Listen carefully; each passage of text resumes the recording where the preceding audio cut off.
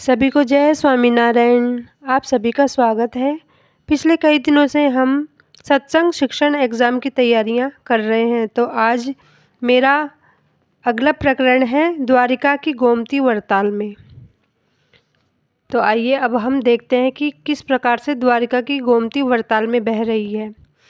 तो उस समय भी लोग बड़ी संख्या में द्वारिका की यात्रा के लिए जाते थे।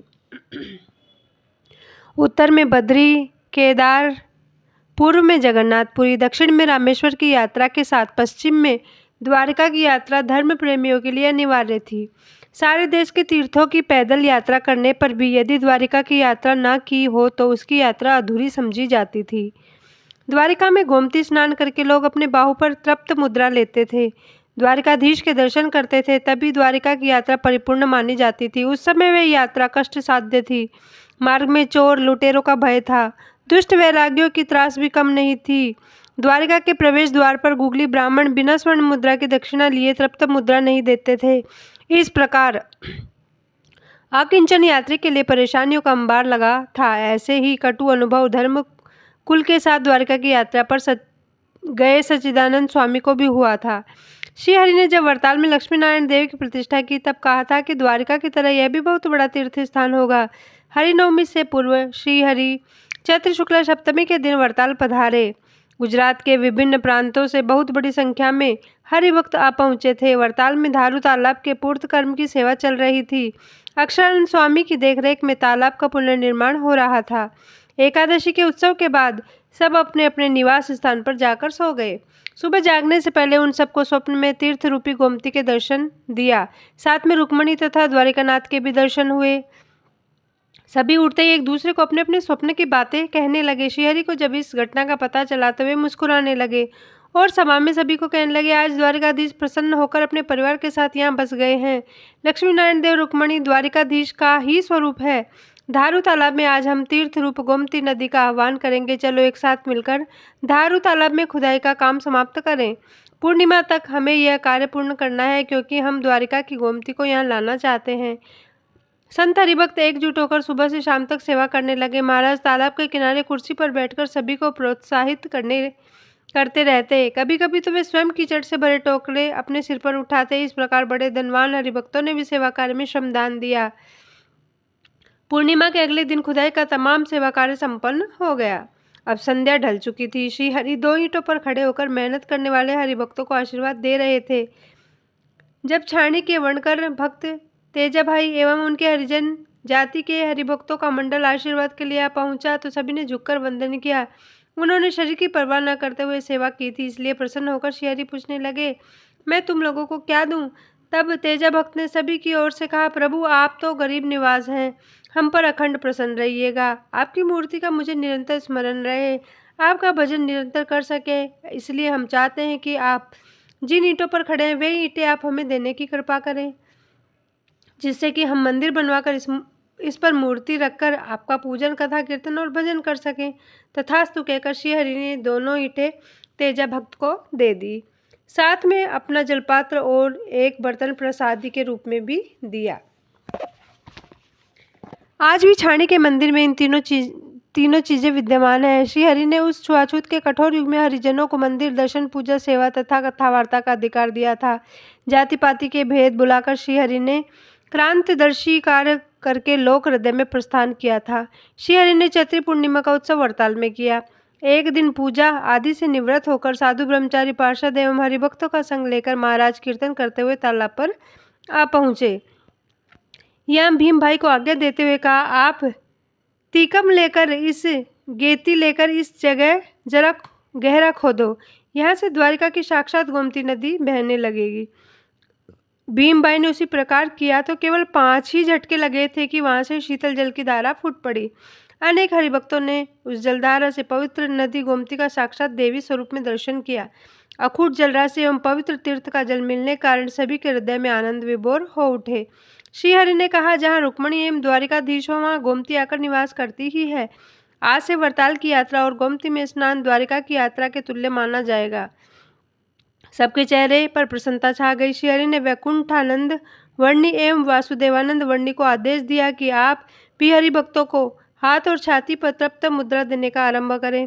फिर स्त्रियों को तृप्त मुद्रा देने के लिए उन्होंने दादा दवे की पुत्री यमुना को आदेश दिया। इस प्रकार सभी इस स्थान पर तृप्त मुद्रा लेने लगे। शाम ढलने तक पूरा तालाब पानी से लबालब भर गया। आज से धारू तालाब का नाम गोमती तालाब हो गया और सभी संत भक्त इसमें स्नान करके कृतार्थ हुए। वरताल में कुछ दिन रहकर श्रीहरि गढ़पुर की ओर चल दिए। इस प्रकार ये हमारा अध्याय पूर्ण हुआ। अगला अध्याय है सौराष्ट्र के मंदिर। तो अब देखें किस प्रकार भगवान सौराष्ट्र में मंदिरों का निर्माण करते हैं। तो वरताल, अहमदाबाद और कच्छ, भुज में सुंदर मंदिरों के निर्माण हो चुके थे। सौराष्ट्र में काठी हरिभक्तों के मन में भी सौराष्ट्र के मंदिर निर्माण करने की चाहत बढ़ रही थी। वे सभी पंचाला में एकत्रित होकर चर्चा कर रहे थे कि गुजरात एवं कच्छ हरिभक्त धन्य भागी हैं, परंतु श्रीहरि हमारे सौराष्ट्र को ही भूल गए हैं। ऐसा क्यों किया होगा? चलो हम सभी उन्हीं के सामने हमारी बात रखें। सभी मिलकर श्रीहरि के पास आ पहुँचे। कहा, महाराज, आपने गुजरात और कच्छ में तो मंदिर निर्माण किया, परंतु सौराष्ट्र को बिल्कुल ही भूल गए। आप हमारे प्रदेश में भी सुंदर मंदिर बनवाइए। तो श्रीहरि ने कहा, मैं आप लोगों से दूर तो हूँ ही नहीं, गढ़ड़ा, लोया, पंचाला आदि स्थानों में अधिकतम निवास करता हूँ। यहाँ तो मेरी उपस्थिति हमेशा रहती ही है, परंतु गुजरात और कच्छ में बिना उत्सव के हम नहीं जा पाते, इसलिए वहाँ मंदिर निर्माण किए हैं। परंतु यदि आप लोगों की भावना है तो हम सौराष्ट्र में भी ऐसे ही भव्य मंदिरों का निर्माण करेंगे। सर्वप्रथम श्रीहरि ने गढ़पुर में घेला नदी के किनारे एक टीले के ऊपर मंदिर निर्माण का संकल्प किया। श्रीहरि हरजी ठक्कर के साथ उस टीले पर पधारे एवं स्थान तथा नक्शा पसंद किया, परंतु वह भूमि दादा खाचर एवं जीवा खाचर की साझेदारी में थी। जीवा खाचर भूमि देने के लिए तैयार नहीं थे। इसी कारण श्रीहरि उदास होकर सारंगपुर में मंदिर बनवाने का संकल्प किया। उससे पहले करियाना, वांकिया, कोटड़ा, बोटाद, लोया, पंचाला, झिंझावदर, कारियानी और कुंडल में उन्होंने जगह देखी, परंतु उनका मन कहीं नहीं माना।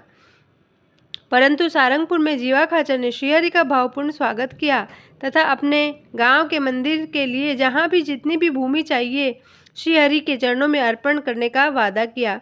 श्रीहरि ने सारंगपुर के हरिभक्तों को तथा समग्र ग्रामवासियों को गांव के चबूतरे पर एकत्रित किया और उनकी सम्मति मांगी। सभी ने प्रसन्न होकर कहा, महाराज, हमारे ऐसे सद्भाग्य कहाँ कि हमारे गांव में मंदिर हो। यदि मंदिर बनता है तो हम हर प्रकार से सहायता करेंगे। कृपया यहाँ मंदिर बनाने का प्रारंभ करें। अब श्रीहरि ने पूछा, मंदिर के लिए यहाँ पत्थर की आवश्यकता पड़ेगी, उसके लिए किसकी अनुमति लेनी पड़ेगी? तो जीवा खाचर कहने लगे, महाराज, इसके लिए तो बरवाल के जैन सेठ घेला शाह की अनुमति लेनी पड़ेगी। वे सेठ सज्जन, परम सहिष्णु एवं उदार हैं। इतना कहकर वे बरवाला के सेठ घेला शाह को सारंगपुर बुला लाए। श्रीहरि ने सेठ जी से पूछा, हम यहाँ मंदिर निर्माण कर रहे हैं, इसमें आप पत्थर आदि सामग्री से हमारी सहायता करेंगे? तो सेठ प्रसन्न होकर कहने लगे, जी महाराज, इस गांव के आसपास 25 गांव पर मेरा अधिकार है। यहाँ मंदिर का निर्माण हो, इससे बड़ी और बात ही क्या हो सकती है। मंदिर के लिए जितने भी पत्थर चाहिए मैं दिलवा दूंगा। उसके उपरांत पत्थर ढोने के लिए जितनी भी बैलगाड़ियों की आवश्यकता होगी मैं आपकी सेवा में उपस्थित कर दूंगा। श्रीहरि ने प्रसन्न होकर घेला शाह को बार बार आशीर्वाद दिया और कहा, वाह, इनका नाम भले ही घेला पागल है, पर सेठ तो बड़े ही सज्जन एवं समझदार हैं। इस प्रकार सारंगपुर में मंदिर बनाने का निश्चय हुआ। जब यह खबर गढ़पुर के दादा खाचर, जीवबा और लाडूबा को हुई तो वे पूरे परिवार एवं हरिभक्तों के साथ सारंगपुर आ पहुँचे। दादा खाचर, उनकी दोनों बहनों ने अन्न जल का त्याग कर दिया था। वे अत्यंत व्यथित हुए थे। विनम्रता पूर्वक उन्होंने श्रीहरि के चरणों में निवेदन किया कि प्रभु, हमारे अपराधों को क्षमा कीजिए और कोई सजा अथवा प्रायश्चित बताइए। परंतु आपने तो पहले ही कहा था कि गढ़ड़ा मेरा है और मैं गढ़ड़ा का हूँ, तो आप वहीं पर मंदिर बनाकर निरंतर हमारे गांव में निवास कीजिए। हम अपना सर्वस्व आपको समर्पित करने के लिए तैयार हैं। यह सुनकर श्रीहरि की आंखों से प्रेमाश्रु बहने लगे। उन्होंने प्रसन्न होकर गढ़पुर में मंदिर निर्माण का वचन दे दिया। अब श्रीहरि मंदिर के लिए गढ़पुर पधारेंगे, यह जानकर जीवा खाचर अत्यंत दुखी हुए। उन्होंने आश्वासन देते हुए श्रीहरि कहने लगे कि दरबार, आप दुखी क्यों होते हैं? सारंगपुर में तो प्रतापी परमेश्वर का परम धाम निर्माण होगा। हम अपने धाम स्वरूप अक्षर ब्रह्म और मुक्तों के साथ यहीं विराजेंगे। इस प्रकार ऐसा विख्यात धाम बनेगा कि हजारों संघ लेकर यहाँ यात्रा के लिए आएंगे। जीवा खाचर यह सुनकर शांत हुए। उन्होंने खिन्न हृदय से श्रीहरि को गढ़पुर जाने की अनुमति दी।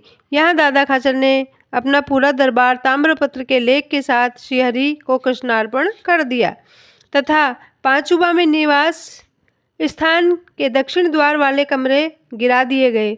विद्वान ज्योतिष द्वारा दिए गए मुहूर्त के अनुसार 1881 सन 1825 ज्येष्ठ शुक्ला एकादशी शनिवार को गढ़पुर में शिखर बद्ध मंदिर का शिलान्यास किया गया। हरिभक्तों ने बहुत बड़ी संख्या में आर्थिक योगदान दिया। दादा खाचर को उसी सभा में समाधि लग गई। वहां उन्होंने धरती से निकलता हुआ 3 शिखरी स्वर्ण मंदिर देखा। उन्होंने प्रार्थना की कि हे महाराज, आप इसी मंदिर को हमेशा के लिए यहाँ पर रखिएगा। श्रीहरि कहने लगे, ऐसा तो नहीं हो सकता भक्तराज, सभी को सेवा लाभ देने के लिए मंदिर की प्रवृत्ति प्रारंभ की है। फिर उन्होंने आदेश दिया कि प्रतिदिन सुबह शाम प्रत्येक संत तथा हरिभक्त घेला नदी पर स्नान करके लौटते समय किनारे में से एक एक पत्थर लेकर मंदिर की नींव में डालना आरंभ करें। इस प्रकार के सेवा यज्ञ का आरंभ स्वयं श्रीहरि ने अपने सेवा कार्य से किया और वे सभी सिर पर पत्थर उठाकर दादा खाचर के दरबार भुवन तक लाने लगे। इस प्रकार हमारे 24 प्रकरण पूर्ण हो चुके हैं। सभी को जय स्वामीनारायण।